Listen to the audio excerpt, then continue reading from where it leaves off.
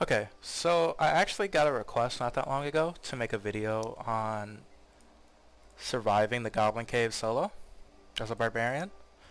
Uh, I want to first off, before I even start getting into the items and the builds, inform you of something extremely important that I needed to understand before I started doing better in the Goblin Caves.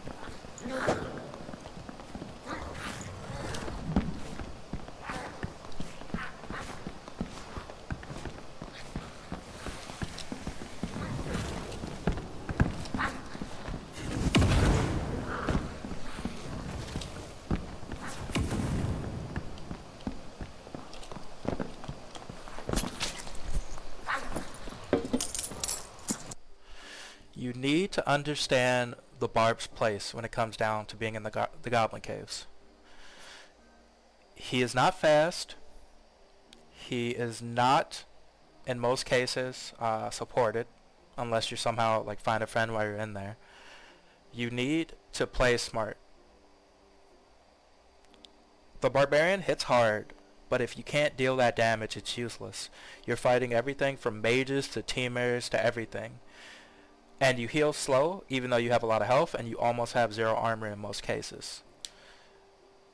At the end of the day, I feel like there's a lot of nuances to fighting in the Goblin Caves, and while I am going to give you the information that I have learned here to get better in the Goblin Caves, a lot of this you're going to have to learn on your own, because that's just how it works. There's a lot of situations that I feel like are nuanced when it comes down to fighting 1v1 in the Goblin Caves.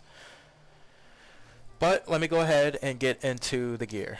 So first off, I'm going to treat this like this is Monday. This is probably what I will be doing Monday.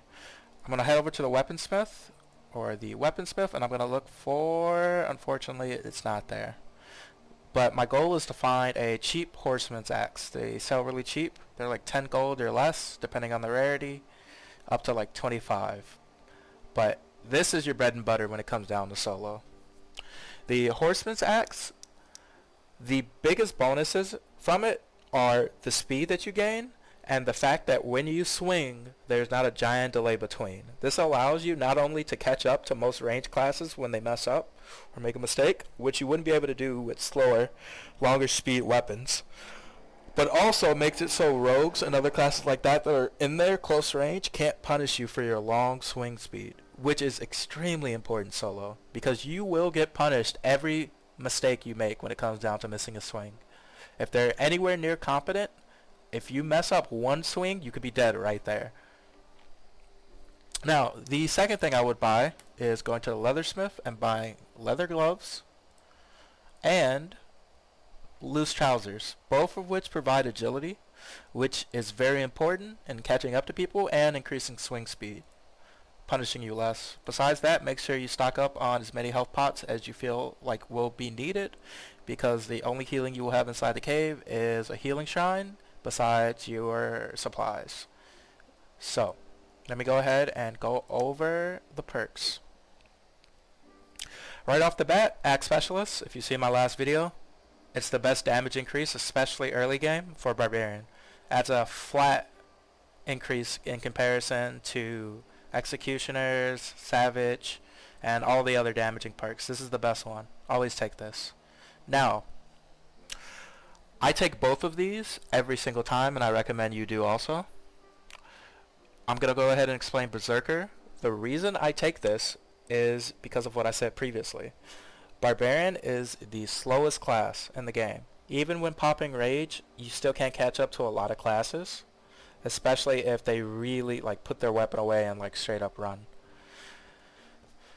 So when you're in a fight, 9 times out of 10, if you start running, they're going to be able to catch up to you, meaning you have to win the fight. There's no running away in most situations. They have range on you, they have spells, they have everything. So when you get into range and you're in that fight, you need to win it. Berserker helps you win that fight. It's the biggest damage increase besides like Axe Specialist, and that's only when you're like really low. But it's still like a giant increase in comparison to the other skills. It's really an all-in perk. And in comparison to that, I like to run Morale Boost for 2 reasons. For one, the Barbarian starts with a lot of health, and it's hard to heal said health. Morale Boost is 12% of that health. It's a lot of HP over time, especially if you're fighting basically everybody in the cave. Or just overall, it's just sustain. It's amazing. And it helps when it comes down to getting ambushed, or when there's teamers, which happens a lot in Goblin Caves. It is not rare to find somebody teaming, and it is not rare to get ambushed by a sneaky little rogue in the corner watching your fight go down the whole time and waiting for someone to die and wait for you to start looting. Morale Boost keeps you healthy enough to hopefully fight back while relying on Berserk's passive to make sure you still win the fight. Now, the 4th slot is a little interesting. It's a little situational. I'll straight up say avoid Carnage.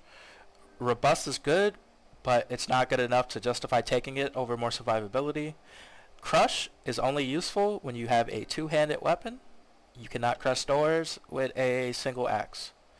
So that leaves your options to be Savage if you're not wearing armor, Executioner if you feel like you want more damage, Iron Will if you feel like you're fighting a lot of mages or warlocks, and Potion Chugger if you don't feel like you need more damage but you just want a little more survivability. Potion Chugger affects red pots and blue pots, and if you're taking a luck potion, and I believe Troll's Blood, it also increases that. Though I haven't tested the luck. I haven't tested Troll's Blood, and that's about it. So in most cases, I would end up taking Savage because normally when I'm solo, I'm not wearing armor. Now, abilities. Always take Rage. No matter what, take Rage.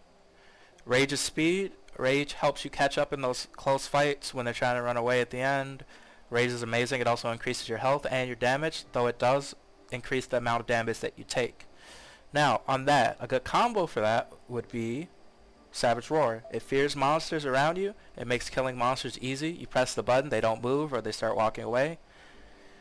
And what is more important when it comes down to fighting players, you get a 25% physical damage reduction as long as you scream around the player. So the combo would normally be get close, Savage Roar, instantly Rage, because it does work like that, not the other way around. And then you keep 5% of the physical damage reduction, which is pretty good. You just have a flat 15 strength and a flat 15 movement speed plus 5 protection if you use these two together. That's not bad. Another option, Achilles Heel. Helps you win the fight, applies bleed, and you can use your Francisca axes and even a torch to apply it. So when people are playing range on you, you have some options. It's not bad. It's a pretty good option. Besides that, I hope you enjoyed the video. Once again, a lot of the things you're going to learn in Goblin Caves is going to be on you. When it comes down to nuances and stuff like that, I could go through like an hour of things that I've learned in the Goblin Caves.